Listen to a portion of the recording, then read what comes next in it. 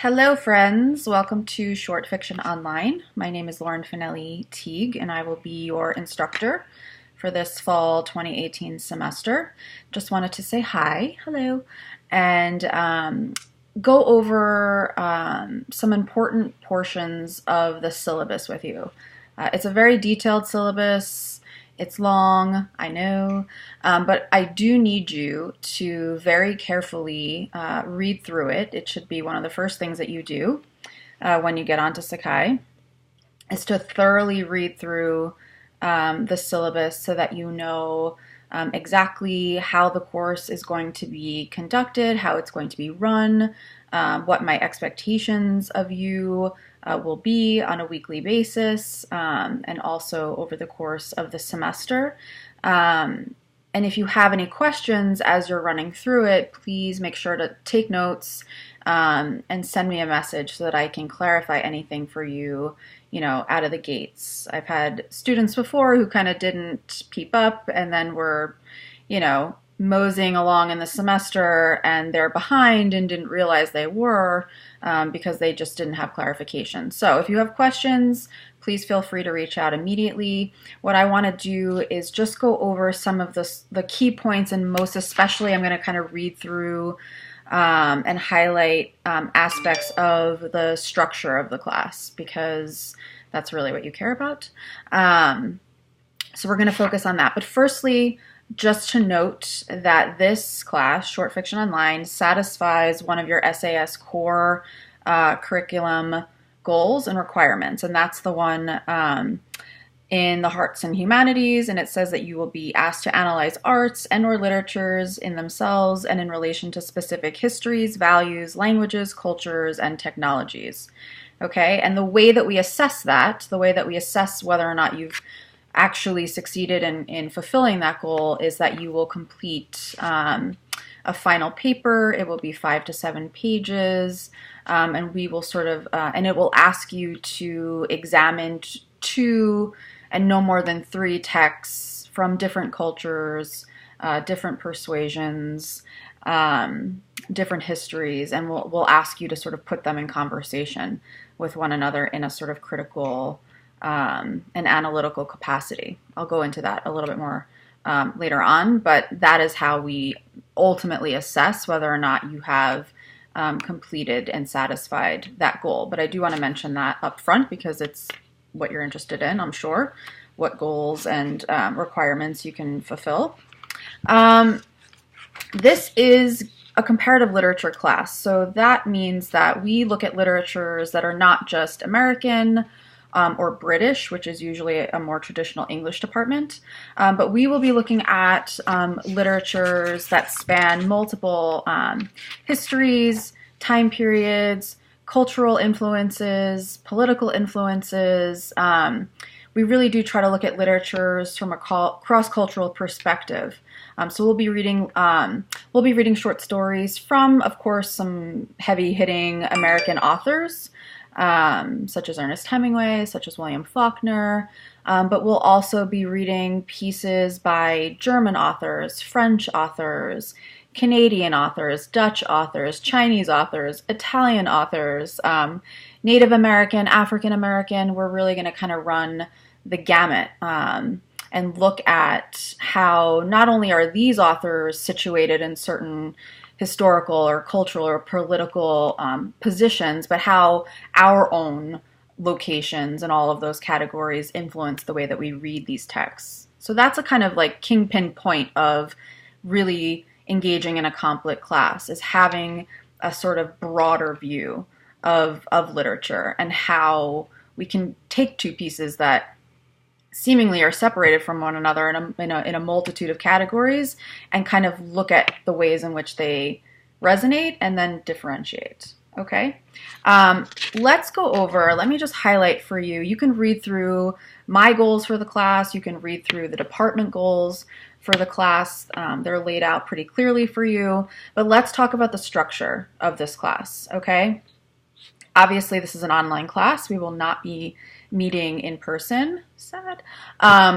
But that does not mean that, and I'm going to say this twice, that doesn't mean that this is a self-paced class. And what I mean by that is that just because we're not meeting 2 official times a week in a classroom together, it doesn't mean that you are not expected to participate every week, twice a week, in a very detailed and timely fashion. Those requirements are still put upon you. You can just do them in the comfort of your own dorm or home or library.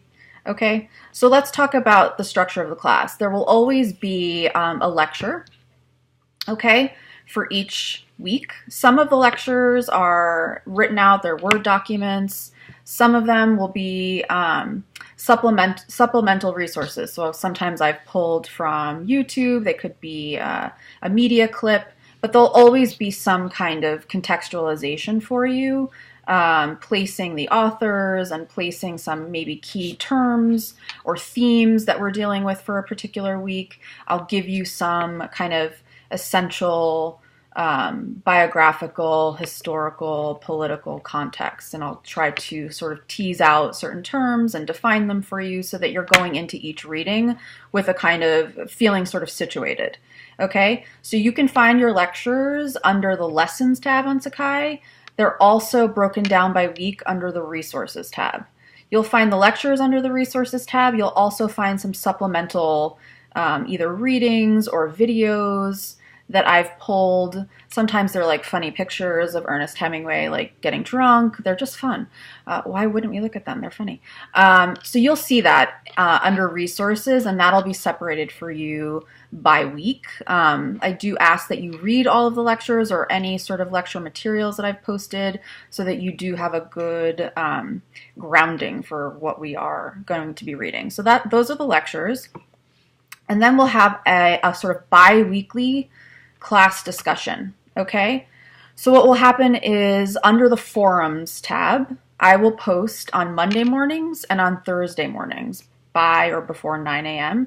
I will post a series of questions for you to consider on whatever text we're reading for that week. Each week we'll sort of divide in half. We'll do a sort of Monday to Wednesday and then a Thursday to Sunday. And we'll have 2 sets of readings that we're going to be doing for each week. So on Monday morning, I'll post questions at 9 a.m. for the first set of readings. You will have until 9 p.m. on Wednesday evenings to address 1 or 2 of those questions, okay? And to get into more detail, what I really expect is for you to post, you don't have to answer all of the questions. You'll choose, one that really interests you or speaks to you, or maybe 2 that interest you, that you have something kind of strong to say in response to. So you'll choose 1 or 2 and you'll compose a 200 to 300 word response. So you'll answer the question and you'll also support your answer by pulling quotes in from the text to showcase sort of your line of thinking or your train of thought. You can also engage another student and another student's response. I really encourage that so that we can kind of mirror a sort of more organic conversation that would take place, obviously, in a classroom where we would kind of respond to each other's thoughts or analysis and create a kind of discussion thread. Okay, so you're going to post a 200 to 300 word response in relation to 1 or 2 of the questions that I pose. You are also going to post a secondary shorter response, 100 to 200 words, in which you specifically engage another student in your class. You specifically say, I really liked what Matt said about the Decameron here. I saw it a little bit differently. Here's why.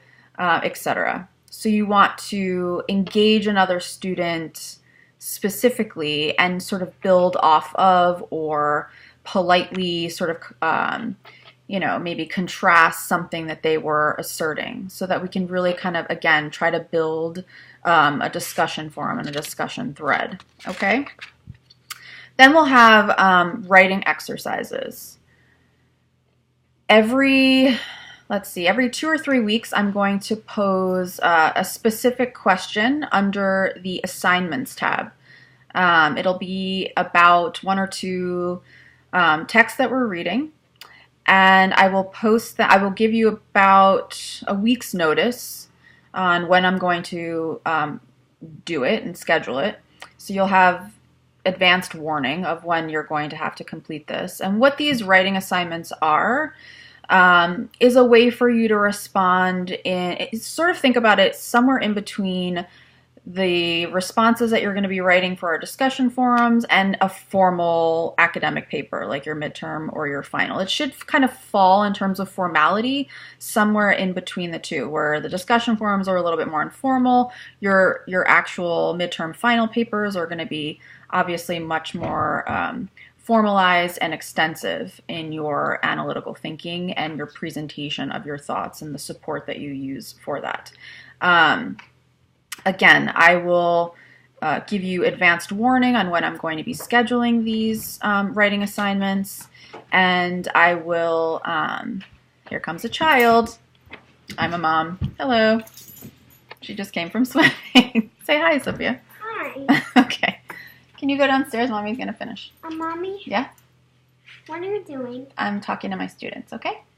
Mommy, Mm-hmm. I want to take a big... I want to around the pool. I know, it's so awesome. My life's a circus. This is how it goes. So you'll have between 9 a.m. and 9 p.m. on the day that the writing assignments are going to be done. You can complete the assignment anytime between then. Between 9 a.m. and 9 p.m. on the day that it's due, you can complete the assignment and you can submit it through Sakai under the Assignments tab. It's not a timed assignment. You will be able to use your text. I encourage you to use your text so that you can actually pull from your books, pull from the readings to support your ideas. They should be somewhere between 3 and 4 paragraphs, an introduction, maybe 2 body paragraphs, and a conclusion. Okay? Now we'll have 2 formal papers during the semester. We'll have a midterm paper that will be 3 to 5 pages. You'll be asked to, here comes my other child, you'll be asked to compare 2 texts probably at that point, and no more than 3. I will provide specific prompts to you. I'm being like photo bombed right now.